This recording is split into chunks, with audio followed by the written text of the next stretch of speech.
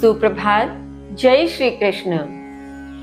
कल तक हमने यह समझा कि जो भी मनुष्य अपने द्वारा अर्जित धन का अथवा अर्जित अन्न का देवताओं को अर्पण कर भोग करता है तो उसके समस्त पाप नष्ट हो जाते हैं।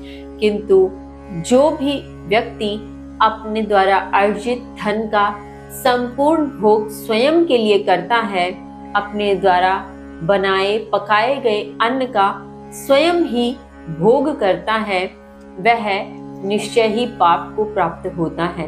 वह निश्चय ही पापी है और उसके पाप किसी भी प्रकार से नष्ट नहीं हो सकते। इसी क्रम में हमने यह भी समझने का प्रयत्न किया कि ये जो हमारा भौतिक शरीर है यह अन्न से पोषित होता है। अन्न वर्षा से होता है, वर्षा यज्ञ से संपन्न होती है और यज्ञ हम मनुष्यों का नित्य कर्म होना चाहिए। इसी क्रम में आगे श्री कृष्ण ने क्या बताया, आइए जानते हैं। श्लोक संख्या 15। कर्म ब्रह्मोद्भवम् विधि ब्रह्माक्षर समुद्भवम् तस्मात् सर्वगतं ब्रह्म नित्यं यज्ञ प्रतिष्ठितम् नित्यं यज्ञ प्रतिष्ठितम्। श्री कृष्ण कहते हैं, कर्म को वेद से उत्पन्न जानो।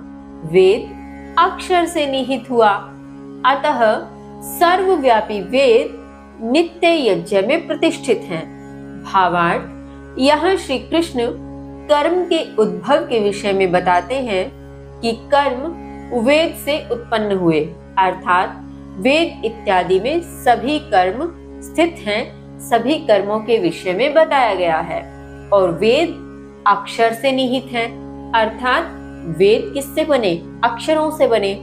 और इसलिए कहा गया कि सर्वव्यापी वेद नित्य यज्ञ में प्रतिष्ठित है।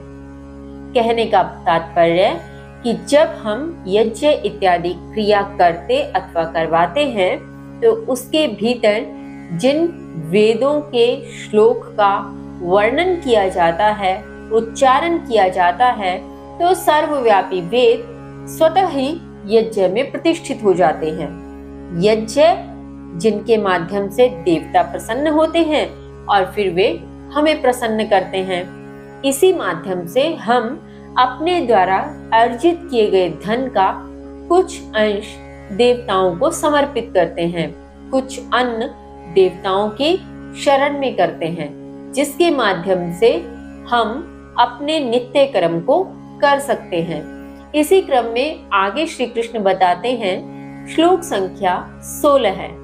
एवं प्रवर्तितं चक्रं न अनुवर्त्यते हयः अघ आयुः इन्द्रिया रामो मोघं पार्थ सजीवते मोघं पार्थ सजीवते।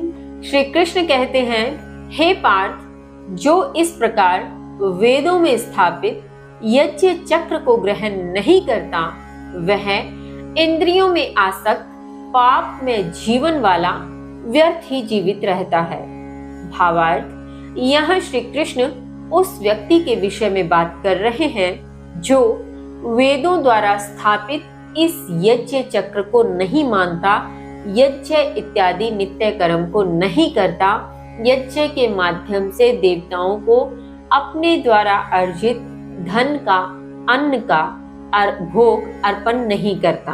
वह व्यक्ति निश्चय ही इंद्रियों में आसक्त है और इंद्रियों में आसक्त होकर बिना यज्ञ संपन्न किए पापमय जीवन जीने वाला ऐसा व्यक्ति निश्चय ही व्यर्थ ही जीवित रहता है, उसे जीवित रहने का अधिकार नहीं है।